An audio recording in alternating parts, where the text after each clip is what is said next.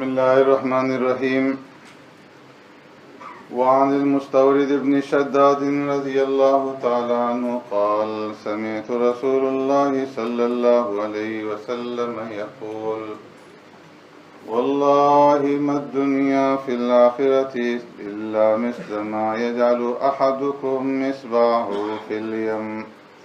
فلينظر بما يرجع. رواه مسلم. أو كما قال عليه الصلاة والسلام صدق رسول الله صلی اللہ علیہ وسلم. حضرت مستورد ابن شداد رضی اللہ تعالیٰ عنہ روایت فرماتے ہیں، میں نے آقا نامدار سرور کائنات رحمت دو عالم صلی اللہ علیہ وسلم کو یہ ارشاد فرماتے ہوئے سنا، اللہ کی قسم مد دنیا فی الآخرہ، دنیا کا زمانہ اور دنیا کا ساز و سامان آخرت کے مقابلے میں اتنی حیثیت نہیں رکھتا الا مثل ما یجعل احدکم اصبعہ فی الیم،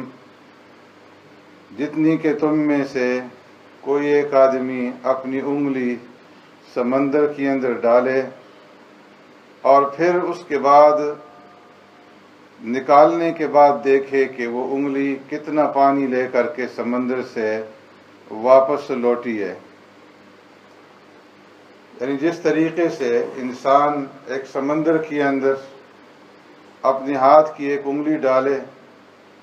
اور پھر باہر نکالے تو اس انگلی کے ساتھ صرف پانی کی تراوٹ ہوگی یا زیادہ سے زیادہ پانی کا ایک قطرہ لے کر کے وہ انگلی واپس باہر نکلے گی. تو فرمایا کہ جتنی نسبت اس انگلی کی تراوٹ اور قطرے کی سمندر کے ساتھ ہے، دنیا کی آخرت کی نعمتوں کے ساتھ اور آخرت کی زندگی کے ساتھ اتنی بھی نسبت نہیں ہے. اور یہ بھی سرکار دو عالم صلی اللہ علیہ وسلم نے صرف سمجھانے کے لیے فرمایا، ورنہ فرمایا کہ دنیا کی آخرت کے ساتھ کوئی نسبت ہے ہی نہیں، اس لیے کہ جو دنیا کی زندگی ہے اور دنیا کا جو ساز و سامان ہے یہ فرمایا کہ محدود ہے، اور آخرت کی زندگی لامحدود ہے. تو لامحدود اور محدود کے درمیان میں فرمایا کہ کوئی مناسبت نہیں ہوتی.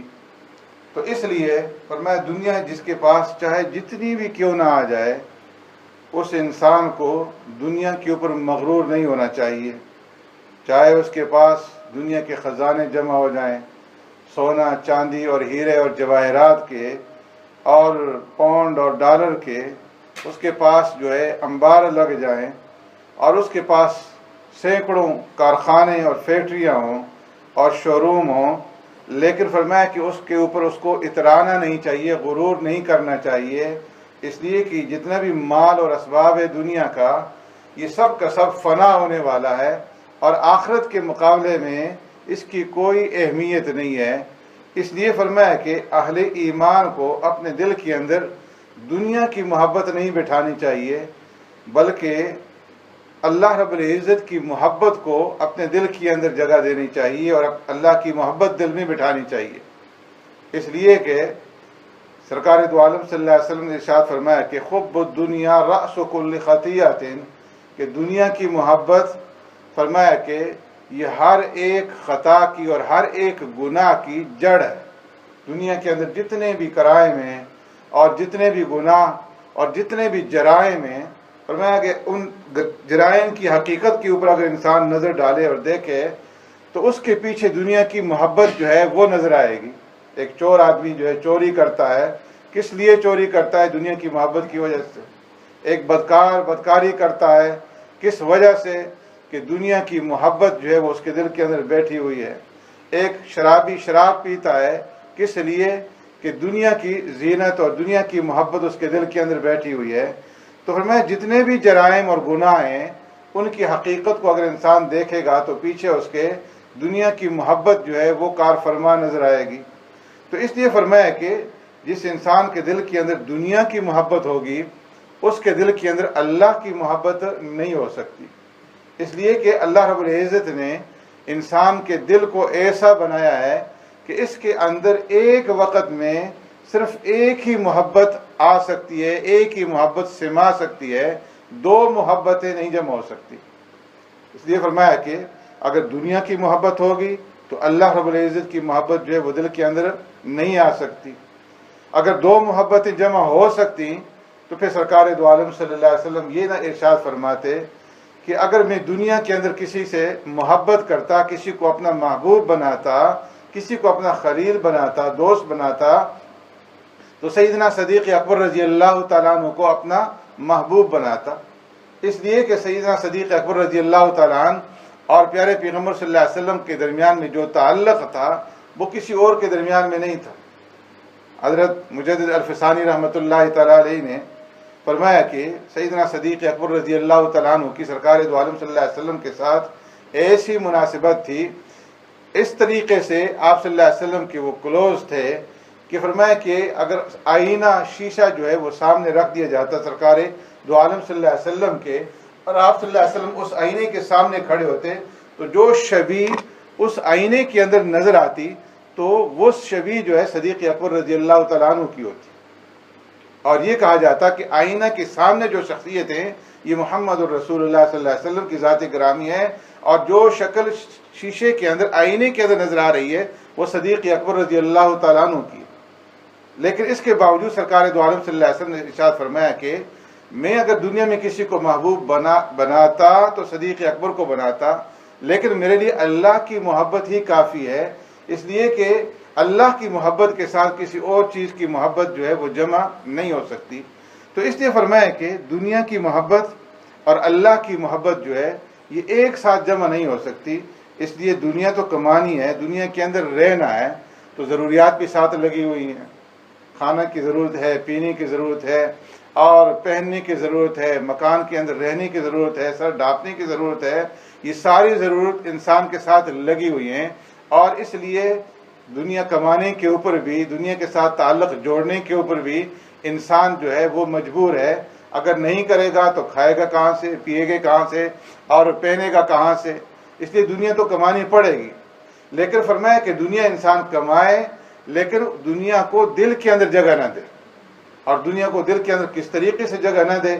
یہ حضرات انبیاء علیہ الصلوۃ والسلام اور ان کے وارثین نے سمجھایا کہ کس طریقے سے انسان دنیا کو کمائے بھی اور دنیا سے بچے بھی، دنیا کی محبت کو دل کے اندر جگہ نہ دے۔ مولانا رومی رحمۃ اللہ تعالیٰ علیہ نے اس بات کو ایک مثال کے ذریعے سے سمجھایا اور فرمایا کہ دنیا کی مثال جو ہے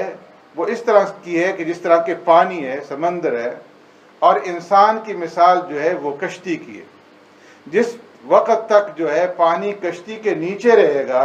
اور پانی کشتی کے ارد گرد رہے گا، اس وقت تک وہ کشتی کو چلائے گا اور کشتی پانی کے اندر چلے گی۔ خشکی کے اندر تو کشتی چلتی نہیں، پانی کے اندر چلے گی۔ تو فرمایا کہ جب تک پانی اس کے ارد گرد ہے، نیچے ہے، تو کشتی کے چلانے کے اندر وہ پانی ممد ہے، معاون ہے، مددگار ہے۔ لیکن جس وقت وہ پانی کشتی کے اندر داخل ہو گیا تو اس وقت وہ کشتی جو ہے ڈوب جائے گی اور وہ کشتی کی تباہی کا ذریعہ بنے گا۔ اسی طریقے سے فرمایا کہ جس وقت تک یہ دنیا انسان کے ارد گرد رہے گی اس وقت تک تو انسان کے لیے نقصان دہ نہیں ہے کہ یہ اپنی ضروریات اس سے پورا کرتا رہے،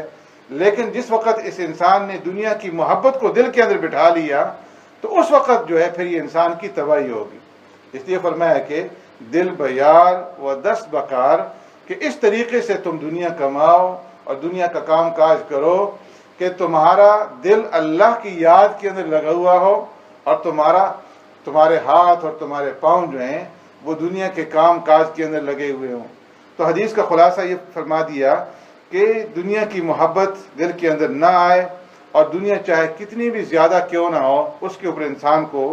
مغرور نہیں ہونا چاہیے، اور اگر دنیا نہ رہے انسان کے پاس تو اس کے اوپر انسان کو رونا دھونا نہیں کرنا چاہیے، بلکہ ہمیشہ اپنی آخرت کی زندگی کو سامنے رکھتے ہوئے اور سرکار دو عالم صلی اللہ علیہ وسلم کی اس فرمان کو سامنے رکھتے ہوئے زندگی گزارنی چاہیے۔ اللہم لا عیش الا عیش الآخرہ، کہ اے اللہ اصل زندگی تو بس آخرت کی زندگی ہے، اور الدنیا مزرعۃ الآخرہ، یہ جو دنیا ہے یہ تو آخرت کی کھیتی ہے کہ اس دنیا کے اندر رہ کر کے ہم نے آخرت کی تیاری کرنی ہے اور آخرت کو بنانا ہے. سبحانک اللہم وبحمدک نشہد ان لا الہ الا انت نستغفرک ونتوب الیک. اللهم ربنا آتنا في الدنيا حسنة وفي الآخرة حسنة وقنا عذاب النار وقنا عذاب القبر وقنا عذاب الحشر وقنا عذاب الدين وقنا عذاب الميزان. اللهم اغفر لي ولوالدي وللمؤمنين يوم يقوم الحساب. رب ارحمهما كما ربياني صغيرا رب ارحمهما كما ربياني صغيرا. فاطر السماوات والأرض أنت ولينا في الدنيا والآخرة توفنا مسلما والحقنا بالصالحين. سبحان ربك رب العزة عما يصفون وسلام على المرسلين والحمد لله رب العالمين برحمتك يا أرحم الراحمين.